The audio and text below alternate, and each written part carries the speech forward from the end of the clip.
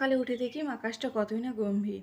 তো শিউলি গাছের নিচে গিয়ে দেখলাম কত সুন্দর শিউলি ফুলগুলো পড়ে আছে। তো শিউলি ফুলটা দেখে মনে হলো আজকে যদি কিভাবে আমি শিউলি ফুলগুলো বানাই এর মেকিংটা শেয়ার করা যায় তাহলে আপনাদের অনেকটা উপকার হয়।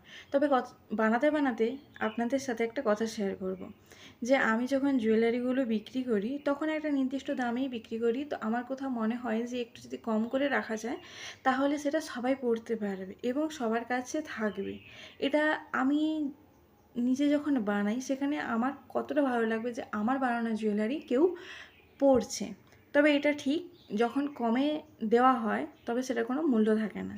এটা আমি জুয়েলারি বিক্রি করার পরে জানতে পারলাম। এটা আমার একটা ভ্রান্ত ধারণা ছিল যে আমি কম দামে বিক্রি করলে হয়তো সবার কাছে থাকবে এবং জিনিসটা সবার সামর্থ্যের মধ্যে আসবে। কিন্তু যখন আমি কম দামে বিক্রি করলাম তখন একটা জিনিসের সম্মুখীন হলাম। তো অনেকেই প্রশ্ন করছে যে নিশ্চয়ই জিনিসটা খারাপ, নিশ্চয়ই ফিনিশিং অতটা ভালো নয় সেই জন্য এতটা কমে রাখছে।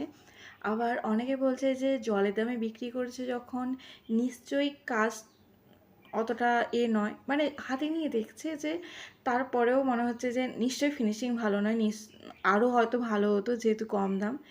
আবার সেই দামটাই আবার অনেকের কাছে একটু বেশি এক্সক্লুসিভ হয়ে যাচ্ছে, যে ক্লে ঠিকই আছে, দামটা যেন একটু বেশিই হয়ে যাচ্ছে। তো সত্যি কথা বলতে এটুকু রিয়েলাইজ করেছি যে কোনো কিছুই স্যাটিসফ্যাকশান নয়, যে হ্যাঁ মানে যখন কম রাখছি যাদের কাছে মনে হচ্ছে যে দামটা কম তাদের মধ্যে এটুকু প্রশ্ন আসছে না যে দেখছি তো ফিনিশিংটা কেমন, তার মানে এটা নয় যে দাম কম মানেই ফিনিশিং খারাপ, দেখতেই যেখানে পাচ্ছি সেখানে কি প্রশ্ন আসবে সেটা আসছে না। আবার যখন দামটা যাদের কাছে বেশি হচ্ছে তাদের কাছে এটা মনে হচ্ছে না যে দামটা হয়তো বেশি আছে কিন্তু কাজটা কেমনই লাগছে বা কতটা ক্লিয়ার বা কতটা সুন্দর সেটা। অতএব কখনোই কোনো কিছু যে স্যাটিসফাইড নয় সেটা আমি আমার নিজের কাজ দিয়ে বুঝতে পেরেছি।